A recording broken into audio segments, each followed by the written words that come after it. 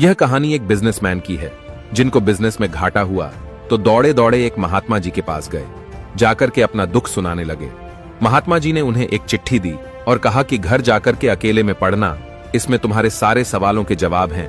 वह घर पहुंचे और जाकर के अकेले में चिट्ठी पढ़ने लगे तो उसमें लिखा था, मेरे प्रिय, जब तुम सुबह जगते हो तो मुझे लगता है कि शायद तुम मुझे याद करोगे, लेकिन तुम अपने कामों में बिजी हो जाते हो। फिर तुम चाय पीने बैठते हो तो मुझे लगता है शायद अब तुम्हें मेरी याद आएगी, लेकिन तब भी तुम मुझे याद नहीं करते।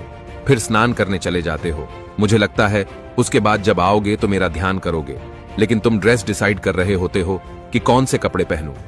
नाश्ता करने बैठते हो तो मुझे लगता है शायद मुझे याद कर लोगे और खाओगे, पहले आप नाश्ता कर लो, लेकिन तुम ऐसा कहते नहीं। घर वालों के साथ टाइम स्पेंड करते हो, फिर निकल जाते हो। जब ऑफिस जा रहे होते हो ट्रेन में, मुझे लगता है शायद तब तुम मुझे याद करोगे, लेकिन तब मोबाइल में गेम खेल रहे होते हो।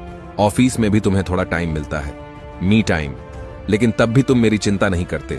घर आते हो, घर वालों के साथ बिजी हो जाते हो, फिर टीवी देख लेते हो, टाइम पूरा बर्बाद करके।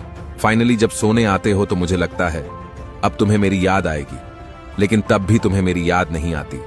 मैं प्रतीक्षा कर रहा होता हूं कि तुम मुझसे बात करोगे। तुम आते हो मेरे पास, लेकिन सिर्फ तब जब तुम्हारा कोई काम अटक जाता है, और तब भी काम निकलवाने आते हो, मुझसे मिलने नहीं आते। कभी मिल